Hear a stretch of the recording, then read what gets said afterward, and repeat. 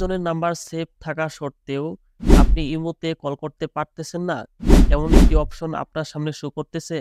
তো এটি আপনি কিভাবে সমাধান করবেন? এই ভিডিওতে আমি এই প্রসেসটি দেখাবো কিভাবে এটি আপনি সমাধান করতে পারেন। এই কাজটি করার জন্য আপনাকে ইমোতে চলে যেতে হবে। আমি ইমোতে চলে যাচ্ছি।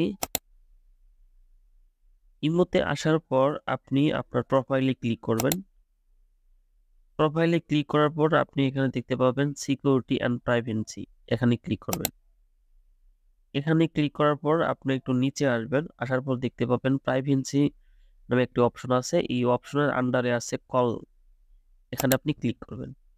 এখানে ক্লিক করার পর এখানে অপশন আছে হু ক্যান কল মি, মানে কে আমাকে কল করতে পারবে।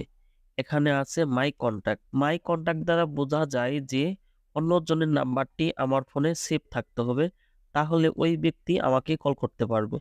তো অনেকেই কল করার সময় অনেক সমস্যা হয়, কল যায় না। এর কারণ হচ্ছে এই মাই কন্ট্যাক্ট থাকার কারণে।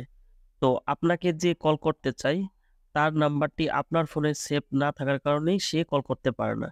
এর জন্য আপনাকে করতে হবে এভরিওয়ান, অর্থাৎ আপনাকে যে কোনো পারসন আপনাকে কল করতে পারবে। এর জন্য আপনাকে এভরিওয়ান করে দিতে হবে, তাহলে আপনাকে যে কোনো ব্যক্তি কল করতে পারবে, কোনো সমস্যা হবে না। তো এটি আমার কাছে অনেকেই জানতে চেয়েছিলেন যে ইমোতে কল করার সময় মাঝে মধ্যে কল যায় না, কিন্তু কল আবার আসে, কিন্তু কল যায় না। তো এটাও একটা প্রবলেম। তো কল না যাওয়ার কারণ হচ্ছে তার ফোনেও এই সেটিংটি করতে হবে, এভরিওয়ান করতে হবে, তাহলে কল যাবে। তো এই ছিল আজকের ভিডিও।